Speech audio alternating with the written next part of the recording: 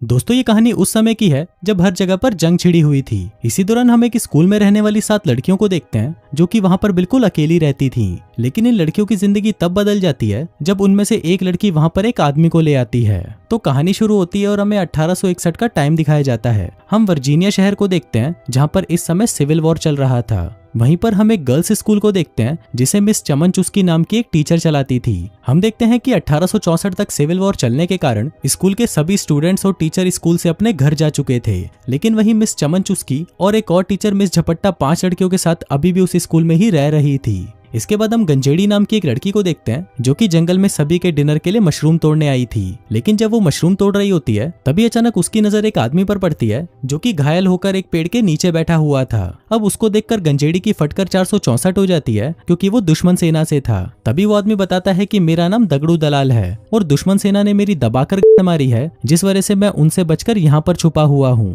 अब गंजेड़ी को दगड़ू दलाल की हालत देखकर उस पर तरस आ जाता है जिस वजह से वो उसे अपने साथ ले जाती है। लेकिन फिर स्कूल के पास आते ही दगड़ू दलाल बेहोश हो जाता है। अब उसे देखते ही स्कूल की सभी लड़कियां और टीचर वहां पर आ जाती हैं और उसे घेर कर खड़ी हो जाती हैं। अब उस आदमी को देखकर मिस चमन चुस्की गंजेड़ी को कहती है कि मैंने तो तुमको मशरूम लाने को भेजा था, तुम ये क्या उठा लाई। जिस पर गंजेड़ी कहती है कि ये वहां पर घायल पड़ा था इसलिए मैं इसकी मदद करने के लिए इसे अपने साथ ले आई। अब उस आदमी को देखकर सभी लड़कियां सोचने लगती हैं कि क्या इस आदमी की मदद करना ठीक होगा भी या नहीं, क्योंकि इस स्कूल में सभी लड़कियां रहती हैं और अगर एक बार भी इस आदमी का काला नाक जाग गया तो ये कुत्ते की तरह हमारे बिलों में जाने के लिए तड़पने लग जाएगा। लेकिन अब वो इस आदमी को मरने के लिए ऐसे छोड़ भी नहीं सकती थी, इसलिए वो सभी उसे उठाकर अंदर ले आती हैं। वो उसे ऊपर एक रूम में ले जाती हैं जहाँ पर मिस चमन चुस्की दगड़ू दलाल के घावों पर टाके लगाकर उस पर पट्टी कर देती हैं। इसके बाद वो उसे रूम में लॉक करके बाहर आती है और सभी स्टूडेंट से कहती हैं कि जब तक ये आदमी ठीक नहीं हो जाता हम इसकी सेवा करेंगे और फिर इसके ठीक होने के बाद हम इसे अपनी सेना के हवाले कर देंगे। लेकिन तब तक तुम छिनालों में से कोई भी इस आदमी के पास नहीं जाएगा। अब उसकी बात सुनकर सभी लड़कियां वहां से चली जाती हैं। लेकिन उनके जाते ही मिस चमन चुस्की चुपके से दगड़ू दलाल के कमरे में जाती हैं और उसकी पैंट उतारकर उसके घावों को साफ करने लगती है। अब दगड़ू दलाल का काला घोड़ा देखकर मिस चमन चुस्की गर्म होने लगती है, लेकिन फिर जैसे तैसे करके वो अपने आप को संभालती है। यहाँ पर चमन चुस्की को उसके घोड़े की सवारी करने का मन तो था, लेकिन फिर वो सोचती है कि छोड़ो यार, किसी की बेहोशी का फायदा नहीं उठाना चाहिए। तभी वहां से जाते वक्त मिस चमन चुस्की की नजर बाहर पड़ती है जहाँ पर एक सेना की टुकड़ी शहर पर गश्त लगाने आई हुई थी। तभी मिस चमन चुस्की उन सिपाहियों से मिलने गेट पर जाती है। अब उसे देखकर अंदर सभी लड़कियां घबरा रही होती हैं कि कहीं ये भूखड़ी वाली दगड़ू दलाल के बारे में इन्हें बता ना दे, पर मिस चमन चुस्की उसके बारे में उनको नहीं बताती और वापस स्कूल के अंदर आ जाती है। इसके बाद हम देखते हैं कि क्योंकि दगड़ू दलाल दिखने में हट्टा कट्टा मुस्टंडा था और उसका काला घोड़ा भी काफी बड़ा था, इसलिए उसके घोड़े को देखने के लिए रोज एक एक करके सभी लड़कियां चुपके से उसके रूम में आया करती थी। वो उससे वहां पर बैठकर बातें किया करती थी जिससे उनको भी काफी अच्छा महसूस होता था। इसके बाद हम देखते हैं कि मिस चमन चुस्की सभी लड़कियों के साथ बैठकर प्रेयर कर रही होती है। तभी प्रेयर के बाद वो जानबूझकर सभी से पूछती है कि क्या किसी को भी कोई और दुआ मांगनी है, जिस पर मिस झपट्टा कहती है कि हाँ, मैं चाहती हूँ कि दगड़ू दलाल जल्दी से जल्दी ठीक हो जाए। अभी सुनकर मिस चमन चुस्की समझ जाती है कि अब मिस झपट्टा भी दगड़ू दलाल का घोड़ा लेने के लिए तड़प रही है। हम देखते हैं कि जहाँ पर दगड़ू दलाल का घोड़ा लेने के लिए स्कूल की सभी लड़कियां आपस में लड़ रही थी, वहीं ये दोनों टीचर्स भी उसका घोड़ा लेने के लिए बेताब थी। इसके बाद हम देखते हैं कि स्कूल की सभी लड़कियां दगड़ू दलाल को इम्प्रेस करने के लिए अलग अलग चीजें करती हैं, जैसे कि कोई उसके सामने सज धज कर आती है तो कोई उसके लिए अच्छे अच्छे पकवान लेकर आती है ताकि उनमें से किसी से तो दगड़ू दलाल इंप्रेस हो जाए और उन्हें वहीं पकड़कर घोड़ी बना दे। इसके बाद हम देखते हैं कि एक दिन मिस चमन चुस्की दगड़ू दलाल के रूम में आती है, जिसको देखकर दगड़ू दलाल समझ गया था कि मिस चमन चुस्की यहाँ की बॉस है और यहाँ पर उसी की चलती है और अगर मैं इसे पटा लेता हूँ तो मेरी चांदी हो जाएगी। अब दगड़ू दलाल मिस चमन चुस्की को इम्प्रेस करने की कोशिश में लग जाता है। उधर चमन चुस्की उससे बजवाने के लिए तैयार होने ही वाली थी कि तभी वो अपने आप को संभाल लेती है। इसी दौरान वहां पर फड़फड़ाती बिल्ली नाम की एक लड़की आती है और मिस चमन चुस्की से कहती है कि क्या मैं आपकी कोई हेल्प कर सकती हूँ, जिस पर मिस चमन चुस्की उसे कहती है कि बुखड़ी की चली जा यहाँ से, मुझे पता है कि तू यहाँ पर क्या करने आई है। फिर इसके कुछ देर बाद मिस झपट्टा भी दगड़ू दलाल के रूम में आती है जहाँ पर वो हरामी उस पर भी ट्राई मारने लग जाता है। वो उससे गंदी गंदी अश्लील बातें करने लगता है और उसका ये प्लान कामयाब भी हो जाता है क्योंकि अब मिस झपट्टा की बिल्ली गीली हो चुकी थी और वो दगड़ू दलाल के साथ दबा दबा कर मजदूरी करना चाहती थी। फिर इसके बाद क्या था, मिस झपट्टा दगड़ू दलाल के बिस्तर पर आती है जहाँ पर वो दोनों दबा दबा कर मजदूरी करते हैं। इसके बाद हम मिस चमन चुस्की को देखते हैं जो कि सभी स्टूडेंट्स के साथ मिलकर प्रेयर कर रही होती है, लेकिन तभी वहां से फड़फड़ाती बिल्ली उठती है और मूतने का बहाना लगाकर बाहर चली जाती है। फिर वो वहां से सीधा दगड़ू दलाल के रूम में जाती है और उसे पकड़कर चूसने लगती है। अब यहाँ पर दगड़ू दलाल को भी मजा आ रहा था, इसलिए वो भी इस मूवमेंट को एंजॉय करने लगता है। लेकिन फिर चूसते चूसते फड़फड़ाती बिल्ली को याद आता है कि मिस चमन चुस्की उसका इंतजार कर रही होगी, इसलिए वो वहां से चली जाती है। इसके बाद रात को हम देखते हैं कि जब लड़कियां साथ में डिनर कर रही थी, तभी वो सभी मिलकर फैसला करती हैं कि अब वो दगड़ू दलाल को खुश करने के लिए कुछ नया करेंगी। अब वो सभी दगड़ू दलाल को म्यूजिक सुनाकर खुश करने की कोशिश करती हैं, लेकिन दगड़ू दलाल को म्यूजिक में कोई इंटरेस्ट नहीं था, क्योंकि उसे तो उनके कुएं की खुदाई करनी थी। अब ये सब चल ही रहा था कि तभी कोई स्कूल का दरवाजा खटखटाता है। फिर मिस चमन चुस्की दरवाजा खोलती है और देखती है कि ये तो वही गश्त लगाने वाले सैनिक होते हैं। वो यहाँ पर बस चेक करने आए थे कि सब कुछ ठीक है या नहीं, जिसके बाद वो वहां से चले जाते हैं। इसके बाद हम मिस चमन चुस्की को देखते हैं, जो कि दगड़ू दलाल के साथ बैठकर वाइन पी रही होती है और ये दोनों किसी चीज के बारे में बातें कर रहे होते हैं। लेकिन इसी दौरान दगड़ू दलाल सोचने लगता है कि मिस चमन चुस्की बहुत ज्यादा स्ट्रांग है और अगर उसे यहाँ पर आराम से रहना है तो उसे मिस चमन चुस्की को पटाना ही होगा। फिर अगले दिन हम देखते हैं कि दगड़ू दलाल वहाँ पर स्कूल की गार्डनिंग का काम करने लगता है, क्योंकि वो वहाँ से नहीं जाना चाहता था।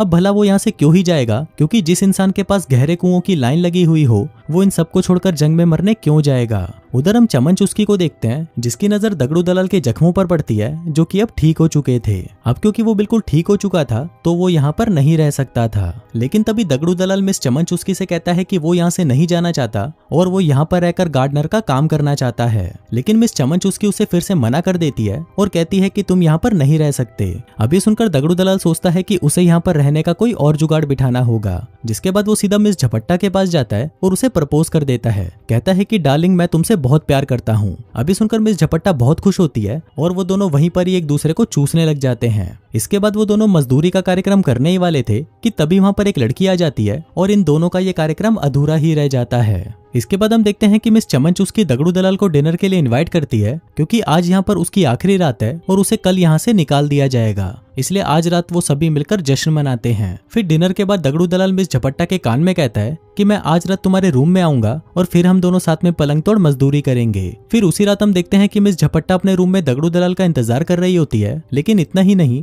दूसरी तरफ मिस चमन चुस्की भी अपने रूम में दगड़ू दलाल का इंतजार कर रही होती है, क्योंकि उसको भी लग रहा था कि आज रात को दगड़ू दलाल उसकी लेकर ही जाएगा। लेकिन फिर काफी देर बीतने के बाद भी दगड़ू दलाल नहीं आता। तभी मिस चमन चुस्की को नीचे जोरों की आवाज सुनाई देती है, तो वो अपने रूम से बाहर आकर देखती है कि ये आवाज तो दगड़ू दलाल के रूम से आ रही है। फिर मिस चमन चुस्की जैसे ही उसके रूम का दरवाजा खोलती है तो वो देखती है कि दगड़ू दलाल ने फड़फड़ाती बिल्ली को घोड़ी बना रखा है और वो उसकी दबा दबा कर ले रहा है। अब ये देखकर मिस चमन चुस्की को बहुत गुस्सा आता है और वो दगड़ू दलाल को वहां से जाने को कहती है। दगड़ू दलाल कहता है कि मैं तो सिर्फ इसका बुखार चेक कर रहा था। चमन चुस्की कहती है कि हाँ बुखड़ी के गांड से बुखार कौन चेक करता है, जिसके बाद वो उसे सीढ़ियों से नीचे धक्का दे देती है। अब दगड़ू दलाल ऊपर से इतना तेज नीचे आकर गिरता है कि उसकी टांग पूरी तरह टूट जाती है। अब ये देखकर मिस झपट्टा और मिस चमन चुस्की उसको जल्दी से उठाकर वापस रूम में ले जाती हैं। अब यहाँ पर चमन चुस्की कहती है कि मैं कोई सर्जन नहीं हूँ जो उसकी टूटी टांग को जोड़ दूं, इसलिए अगर हमें इसकी जान बचानी है तो हमें इसकी टांग काटनी पड़ेगी। अब उनको ये फैसला जल्दी से जल्दी लेना था, क्योंकि दगड़ू दलाल का खून तेजी से बह रहा था। फिर हम देखते हैं कि और कोई रास्ता ना होने की वजह से उनको दगड़ू दलाल की टांग काटनी ही पड़ती है। फिर अगली सुबह जब दगड़ू दलाल की आंख खुलती है तो अपनी कटी टांग को देखकर उसकी फटकर 464 हो जाती है। अब वो चमन चुस्की को देखकर उस पर बहुत गुस्सा करता है और उसे कहता है कि भोसड़ी की तूने ये सब जानबूझकर किया, क्योंकि रात को मैं तुझे बजाने जो नहीं आया। अब क्योंकि दगड़ू दलाल गुस्से में पागल हो चुका था, इसलिए चमन चुस्की उसको रूम में बंद करके नीचे आ जाती है। फिर कुछ देर बाद हम देखते हैं कि तड़पती बिल्ली चुपके से दगड़ू दलाल के रूम में आती है और उससे पूछती है कि मेरे बाबू ने थाना थाया। अभी सुनकर दगड़ू दलाल गुस्से में बावली गांड हो जाता है और उसके बाल पकड़कर कहता है कि भोसड़ी की मैं तुझे जान से मार दूंगा, क्योंकि तेरी वजह से ही हुआ है ये सब। अब ये देखकर तड़पती बिल्ली बहुत डर जाती है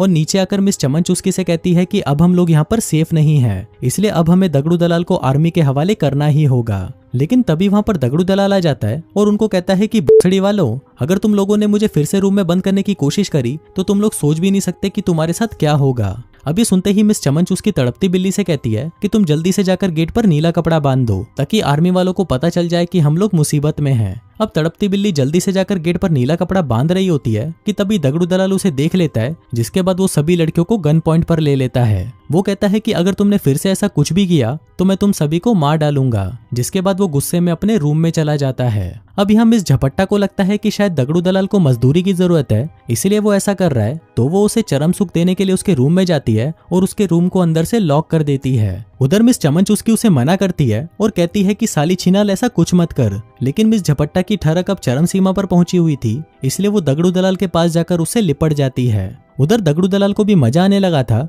इसलिए वो भी उसके साथ दबा दबा कर मजदूरी करता है। अब ये सब देखकर मिस चमन चुस्की गुस्से में पागल हो चुकी थी और वो सोचने लगती है कि इस दगड़ू दलाल का खेल अब खत्म करना होगा। लेकिन इसी दौरान एक स्टूडेंट उसे कहती है कि हम दगड़ू दलाल के खाने में जहर मिला देते हैं। अब ये आइडिया मिस चमन चुस्की को भी सही लगता है। इसके बाद गंजेड़ी जंगल में जाती है और वहां से जहरीले मशरूमों को तोड़ लाती है। फिर उसी रात मिस चमन चुस्की दगड़ू दलाल को डिनर के लिए इनवाइट करती है, लेकिन यहाँ पर दगड़ू दलाल को शक था कि कुछ तो गड़बड़ है, इसलिए वो झपट्टा को भी वो मशरूम खाने को कहता है। लेकिन तभी एक लड़की कहती है कि नहीं, मिस झपट्टा को मशरूम से एलर्जी है। अब दगड़ू दलाल को उसकी बातों पर विश्वास हो जाता है और वो अकेला ही उन मशरूम्स को खा जाता है। फिर कुछ देर बाद हम देखते हैं कि जहरीला मशरूम खाने की वजह से वो तुरंत नीचे गिर जाता है और दम घुटने से उसकी मौत हो जाती है। इसके बाद ये लोग स्कूल के गेट पर नीला कपड़ा बांध देते हैं और दगड़ू दलाल की बॉडी को कफन से लपेटकर दरवाजे पर रख देते हैं ताकि आर्मी वाले आकर उसकी बॉडी को उठा ले जाएं। इसके बाद हम देखते हैं कि मिस झपट्टा बहुत ही दुखी हो रही होती है क्योंकि वो दगड़ू दलाल के साथ ही अपनी जिंदगी बिताना चाहती थी और वहीं बाकी सभी लड़कियों की प्यास अभी भी अधूरी ही रह जाती है और इसी अधूरी प्यास के साथ ये कहानी यहीं खत्म हो जाती है।